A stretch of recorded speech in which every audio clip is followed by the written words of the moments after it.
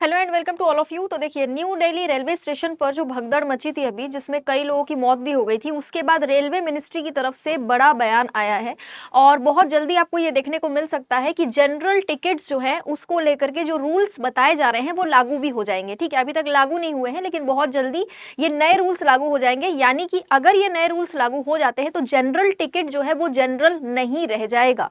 ठीक है, उन टिकट्स में बहुत सारे बदलाव होंगे।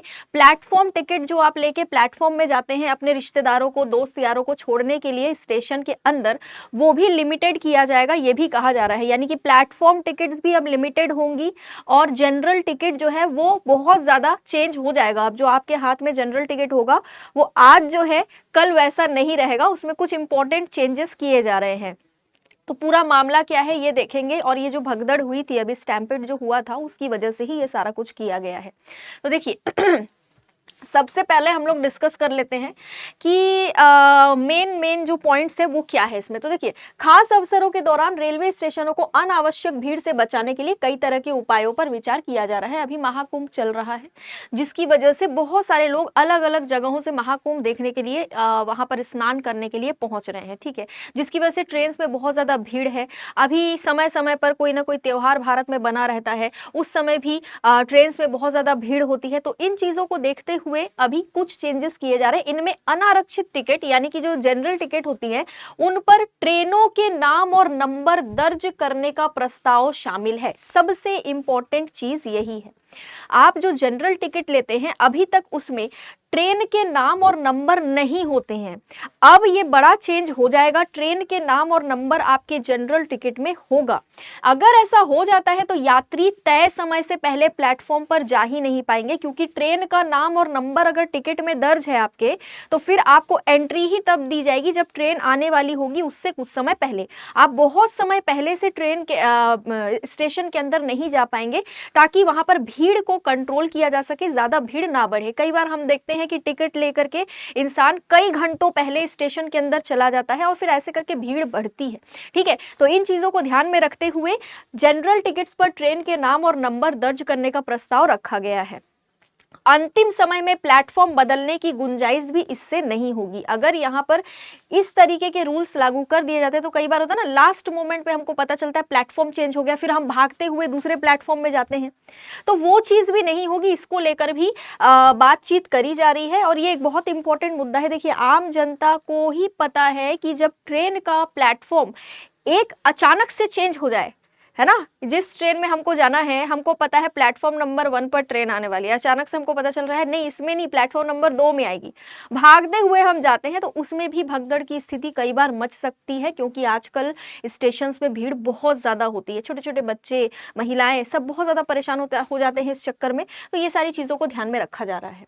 बीच रास्ते में अब आप ट्रेन नहीं बदल पाएंगे। जो जनरल टिकट लेकर जो लोग सफ़र कर रहे हैं, अब वो बीच रास्ते में ट्रेन नहीं चेंज कर पाएंगे। अगर आपको लग रहा है कि थोड़ी दूर इस ट्रेन से चले गए, उसके बाद ट्रेन बदलकर दूसरी ट्रेन में चढ़ जाएंगे, तो वो भी अब नहीं हो पाएगा।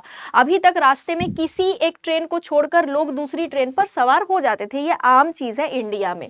जनरल टिकट में ट्रेन के नाम और नंबर अगर दर्ज हो गए तो ऐसा आप नहीं कर पाएंगे, क्योंकि आपकी टिकट में तो आपने जिसके लिए बुकिंग कराई है उस ट्रेन का नाम भी है, उस ट्रेन का नंबर भी है, तो आप आधे रास्ते में जाकर दूसरे ट्रेन में नहीं चढ़ पाएंगे। ठीक है सामान्य कोच जो होता है, यानी कि जो जनरल कोच होता है, उसको अनारक्षित रखा जाता है। ठीक है, उसमें रिजर्वेशन नहीं होता, ये आपको पता होगा। इसमें जनरल टिकट लेकर यात्रा करी जाती है। नॉर्मली जनरल टिकट लेकर आप जनरल कोच में जाकर बैठ सकते हो। यात्रियों की संख्या भी इसमें तय नहीं होती। आप स्लीपर कोच में जाओ, आप एसी कोच में जाओ, इसमें आपको यात्रियों की संख्या पता होती है कि भाई इतने सीट्स हैं, रिजर्व्ड रहेंगे, ये रिजर्वेशन हमें कराना है और इतने ही मात्रा में यात्री इसमें बैठ सकते हैं। लेकिन जनरल कोच जब आप देखेंगे, एक तो लंबी लंबी लाइनें लगी होती है, ऊपर से अंदर आप जाएंगे तो बिल्कुल एक एक सीट में 6-6 7-7 लोग एडजस्ट होकर बैठे रहते हैं। तो ये उनके लिए भी प्रॉब्लमेटिक है। और अभी जो भगदड़ की स्थिति हुई है स्टेशन के अंदर, वो भी एक प्रॉब्लमेटिक चीज हुई कहीं ना कहीं जनरल टिकट को लेकर। इसी वजह से यहाँ पर मुद्दा बहुत ज्यादा उठाया जा रहा है। नई दिल्ली रेलवे स्टेशन पर हादसे के बाद रेल मंत्रालय ने उतने ही अनारक्षित टिकट काटने का आदेश जारी कर दिया है जितनी ट्रेनों की क्षमता है।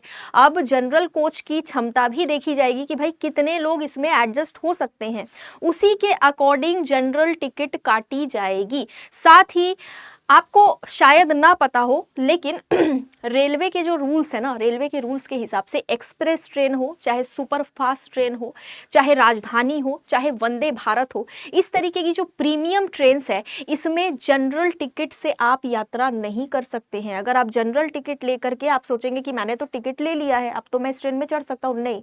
अगर आप चढ़ जाते हैं तो आपको बे टिकट माना जाएगा, जुर्माना भी लग सकता है। तो कभी भी इस तरीके की गलती आप ना करें, ठीक है। अच्छा, अब जनरल अब जनरल टिकट के बारे में मैं एक दो पॉइंट आपको बता देती हूँ, जो अब अगर आप यात्रा करेंगे तो आपको ध्यान रखना पड़ेगा। अब तक तो चीजें बहुत नॉर्मल थी, लेकिन इस भगदड़ के बाद चीजें बहुत चेंज हो रही हैं। अब काफी सारी चीजों का ध्यान रखना पड़ेगा आपको। देखिए, 200 किलोमीटर से कम दूरी के लिए जनरल टिकट जो है वो बुक किया जाता है अगर, तो वो सिर्फ 3 घंटे तक ही मान्य होगा। यानी 200 किलोमीटर से कम दूरी सॉरी दूरी तक के लिए अगर आप जनरल टिकट बुक करके आप ट्रेन में चढ़ते हैं जनरल कोच में, तो वो सिर्फ 3 घंटे तक ही मान्य होगा। इसका मतलब क्या है कि टिकट बुकिंग के 3 घंटे के अंदर आपको अपनी यात्रा शुरू कर लेनी है। 3 घंटे के बाद आपका जो वो टिकट है वो सही वैध नहीं माना जाएगा, यानी वैलिड नहीं माना जाएगा। ये आपको अब याद रखना है। अब तक ये रूल था, लेकिन अभी तक लोगों को अवेयरनेस नहीं थी इस बारे में, लोग अवेयर नहीं थे और इतनी ज़्यादा जांच वगैरह भी नहीं होती थी, बट अब होने लगेगी। इसके बाद अगर किसी ट्रेन में अगर आप बैठते हैं तो यात्रा अवैध मान ली जाएगी 3 घंटे के बाद। ऐसी स्थिति में यात्रियों पर जुर्माना भी लगाया जा सकता है। तो इस तरीके की चीज़ों को आपको थोड़ा सा ध्यान रखना है। जनरल टिकट को लेकर बहुत बड़े बड़े बदलाव अब होंगे, क्योंकि जो स्टैम्पेड हुआ दिल्ली में, दिल्ली स्टेशन में, कहीं ना कहीं उसका रीज़न जो है वो भीड़ थी वहाँ की, है ना कहीं क्या भीड़ ही थी वहाँ की। तो प्लेटफॉर्म टिकट भी अब सीमित किए जाएंगे। आप अपने रिश्तेदारों को, दोस्तों को अगर स्टेशन में छोड़ने जा रहे हैं, आपने देखा होगा कई बार ऐसा होता है, एक दोस्त जा रहा है तो उसके पीछे 5 दोस्त उसको छोड़ने जाएंगे, ठीक है। या फिर रिश्तेदार जा रहे हैं तो पूरे की पूरे घर वाले उनको छोड़ने आते हैं। तो वो उनकी भावना है कि भाई छोड़ने जा रहे हैं, सी यू करने जा रहे हैं, है ना, टाटा बाय बाय। लेकिन इससे क्या होता है, प्लेटफॉर्म में भीड़ बढ़ती है, और अगर इस तरीके की स्थिति आगे भी बनी रही तो फिर प्रॉब्लमेटिक ये हो सकता है, ठीक है ना। तो इसलिए अभी जो है इन चीज़ों पर चर्चा की जा रही है। बहुत जल्दी आपको देखने को मिलेगा कि ग्राउंड लेवल पर ये सारी बातें जो है, ये सारे रूल्स जो है वो इम्प्लीमेंट हो जाएंगे। जब भी इम्प्लीमेंट होंगे और क्या क्या चेंजेस करे जाएंगे वो भी हम डिटेल में डिस्कस करेंगे। तो अब देख लेते हैं फटाफट कुछ कोर्सेज के बारे में जो आपके एग्जाम के लिए इंपॉर्टेंट है। तो देखिए, पैरामेडिकल का बिल्कुल फ्रेश बैच लॉन्च किया गया है, 499 का ये बैच है। पैरामेडिकल का कोर्स आप 10th लेवल का भी कर सकते हैं, 12th लेवल का भी कर सकते हैं, यानी कि पीएमएम और पीएम दोनों ही कर सकते हैं आप, ठीक है। तो इसमें थ्योरी पढ़ाया जाएगा, आपको सारे सब्जेक्ट्स कवर करवाए जाएंगे, ये आप परचेज कर सकते हैं। साथ ही अब बीएड एंट्रेंस एग्जाम के लिए जो कोर्स है वो भी लॉन्च कर दिया गया है। 499 का ये कोर्स है, ये फाउंडेशन 2.0 बैच है बीएड का, इसको भी आप परचेस कर सकते हैं। साथ ही आप अगर बिहार स्टेट के किसी भी एग्जाम की तैयारी कर रहे हैं, चाहे वो इंटर लेवल हो, चाहे वो पुलिस एसआई हो, चाहे वो कांस्टेबल हो, चाहे कोई भी बिहार स्टेट का एग्जाम हो, आप एक ही महापैक को लेकर सारे एग्जाम्स की तैयारी कर सकते हैं। 1 साल की वैलिडिटी है, 1199 का ये कोर्स है, इसमें आपको 1 साल की वैलिडिटी मिलेगी किसी भी एग्जाम की आप तैयारी कर रहे हो बिहार में, ठीक है। बाकी आने वाले समय में जो भी अपडेट आएगा वो भी हम डिस्कस करेंगे। आज के लिए इतना ही। Thank you so much.